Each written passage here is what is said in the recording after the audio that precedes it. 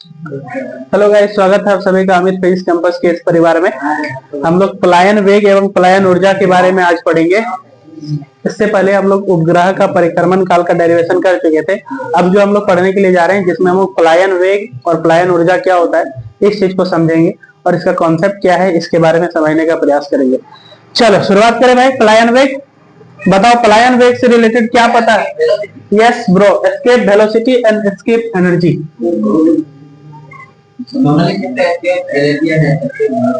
दोनों अलग अलग है ना? Yes yes, why not. Escape velocity, escape velocity, escape velocity and escape energy. चलो शुरू करें। चलिए, पलायन वेग और पलायन ऊर्जा बताइए। पलायन वेग से रिलेटेड किनको क्या जानकारी है?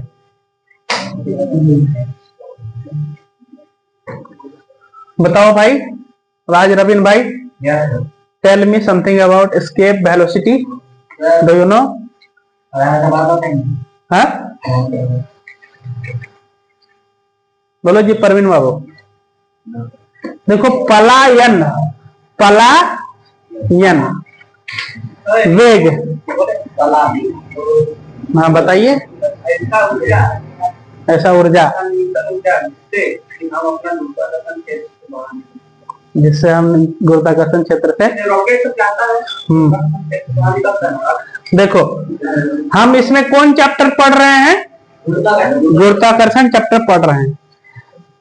कौन सा टॉपिक है? हिंदी नाम पलायन वेग। पलायन वेग। वेग का मतलब आपको पता है क्या होता है? वेलोसिटी का मतलब पता है ना? वेग का मतलब होता है विस्थापन में परिवर्तन। और पला को अपना हम लोग अपना भाषा में क्या बोलते हैं? पला मने यथा से जा, चलो जा,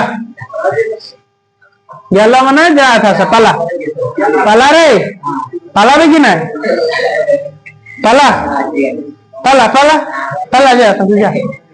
पला मतलब पता चल रहा है। और हम लोग कौन सा चैप्टर पढ़ रहे हैं? तो कौन सा क्षेत्र होगा उसका? गुरुत्वीय क्षेत्र होगा। भैया कौन सा चैप्टर पढ़ रहे हैं? तो उसका गुरुत्वाकर्षण का कौन सा क्षेत्र होता है? तो कहां जाने बोल रहा है? गुरुत्वीय क्षेत्र से बाहर। और किसके बारे में पढ़ रहे हैं? वेग के बारे में। तो कुछ ना कुछ वेग होगा, जिस वेग से पलाएगा उसी को क्या कहेंगे? खत्म हो गया। गुरुत्वीय क्षेत्र से बाहर किस क्षेत्र में था? जैसे जैसे नाम मान लेते हैं, पांडे जी जैसा एक खतरा लड़का है, ठीक है ना? इसका किसी से पटता ही नहीं है, झगड़ा होते रहता है। तो जैसे ही सामने जाता है तो सब इसको बोलता है पला था, पला रे, पला যাবি কি নাই? কোথায় যাব না? তুই এখন কোথায় আছি? না এখন তো আমি গুরুত্বীয় ক্ষেত্রের ভিতরে আছি। গুরুত্বীয় ক্ষেত্রের ভিতরে আছি। कोई तो कथा पाला भी रे, पालाते बोलছে মানে কি? गुरुत्वीय क्षेत्र से बाहर चले जा, है ना? गुरुत्वीय क्षेत्र से बाहर चले जा। तो जाबे तो कोनो तो स्पीड হবে একবার, बिना स्पीडे की जाबे नहीं जाबे। जे स्पीड जाबे वो स्पीडটাকে কি বলবো? पलायन वेग। तो मतलब क्या हो गया इसका कि किसी भी पिंड या वस्तु का वह न्यूनतम वेग, वह न्यूनतम वेग जिस न्यूनतम वेग होने के कारण वह गुरुत्वीय क्षेत्र को क्या कर जाता है, पार कर जाता है, जिसके कारण वह गुरुत्वीय क्षेत्र को पार कर जाता है, पला जाता है गुरुत्वीय क्षेत्र से। न्यूनतम वेग इसलिए है कि वहां पे 11.2 किलोमीटर पर सेकंड का वेग से जाता है। मतलब अगर नहीं भी बोलिएगा तो कोई गलत नहीं होगा, वह वेग जिससे कोई भी पिंड गुरुत्वीय क्षेत्र से बाहर निकल जाता है उस वेग को पलायन वेग कहते हैं, ठीक है ना। और किसी पिंड को गुरुत्वीय क्षेत्र से बाहर निकालने के लिए जो भी ऊर्जा कर लगाना पड़ेगा, जो भी ऊर्जा की आवश्यकता होगी, उसको क्या कहेंगे, पलायन ऊर्जा, एस्केप एनर्जी। मान लेते हैं कि हमको बाबा को भेजना है गुरुत्वीय क्षेत्र से बाहर में। हमको कहां भेजना है बाबा को, गुरुत्वीय क्षेत्र से। तो उसको कितना वेलोसिटी से फेंकना पड़ेगा, उसको फेंकने के लिए हमको जो अप्लाई लगाना करना पड़ेगा वो 11.2 किलोमीटर पर सेकेंड का वेग से 11.2 किलोमीटर पर सेकेंड का वेग से बाबा को ऊपर की ओर फेंकना पड़ेगा। एक ऐसा स्थिति आएगा कि वो कुछ ऊंचाई तक जाने के बाद दोबारा पृथ्वी पर वापस लौट के नहीं आएंगे। आप तरस जाएंगे बाबा को देखने के लिए। भले इससे ज्यादा हो लेकिन इससे कम तो नहीं होगा। कहने का मतलब है कि हम आंख बंद किए और खोले तब तक उस इंसान को यहां से जोधाड़ी मोड़ पार कर जाना चाहिए। 11 किलोमीटर से कम होगा। मैं मामर कुदर ना ऐसी 400 11 किलोमीटर हो जाएगा, विस्थापित चौक हो जाएगा, नहीं तो भिकेएम कॉलेज तो वही विस्थापित चौक, तो वहां तक तुम्हारा 11 किलोमीटर हो जाएगा। मतलब ऐसे करके आंख बंद किए फिर हम खोल दिए, तब तक पता चलेगा कि बाबा हमारे पहुंच चुके हैं ऊपर, मतलब इस विस्थापित कॉलेज पहुंच चुके हैं, मतलब बीकेएम इंटर कॉलेज पहुंच चुके हैं। तो इसका मतलब क्या है, इसका मतलब यह है कि वह ऊर्जा जिसमें किसी पिंड पर लगाने पर वह गुरुत्वीय क्षेत्र को क्या कर जाता है, पार कर जाता है, गुरुत्वीय क्षेत्र को पार कर जाता है। उस वेग को क्या कहते हैं, पलायन वेग। और जो भी ऊर्जा लगाना पड़ता है गुरुत्वीय क्षेत्र से बाहर निकलने के लिए, उस ऊर्जा को क्या कहेंगे, पलायन ऊर्जा। ठीक है, बात समझा कि नहीं। अब उसको कितना किलोमीटर पर सेकंड के वेग से जाना पड़ेगा, 11.2 किलोमीटर पर सेकंड का वेग से उसको जाना पड़ेगा। बात समझे कि नहीं, 11.2 किलोमीटर पर सेकंड के वेग से उसको जाना पड़ेगा, समझे कि नहीं। चलिए शुरुआत करते हैं इसका डेरिवेशन। ध्यान से देखो जी, चक्कर पकड़ मत करो, ज्यादा चक्कर पकड़ मत करो। हाँ अब क्या आएगा, गुरुत्वीय क्षेत्र से बाहर चल गया, अब तो अनंत पर है, फिर उसको खींच के लाना पड़ेगा। आई नो रे, अरे नजाज एक अच्छी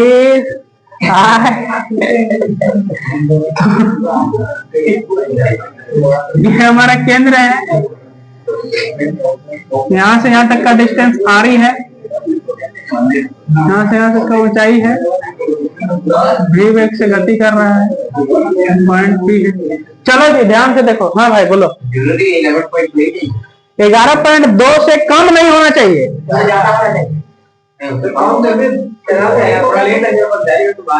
जाएगा, लेकिन जो वेग चाहिए उस वेग से जाएगा। अब नहीं, अपने आप में तो वो कंट्रोल भी कर सकता है। कम वेग होगा तो मान लेते हैं 500 किलोमीटर पर सेकंड, मैंने 1 सेकंड में 500 जा रहा है, तो उसका स्पीड कम रहेगा, तो वो अपने आप में कंट्रोल भी तो कर सकता है। तो मतलब 11.2 किलोमीटर एक वेग है जिससे हम उसको भेज सकते हैं, है ना। हालांकि तुम उससे ज्यादा वेग देगा फिर भी चल जाएगा, थोड़ा बहुत कम होगा तो भी चल जाएगा। चलिए, तो हम जानते हैं कि किसी पिंड का अनंत पर गुरुत्वीय स्थितिज ऊर्जा क्या होता है, और पृथ्वी के सतह पर गुरुत्वीय स्थितिज ऊर्जा क्या होता है? पृथ्वी के सतह पर गुरुत्वीय, किसी को याद नहीं है, किसी को याद नहीं है, सब महारथी है, सब बर्बाद हो गया है,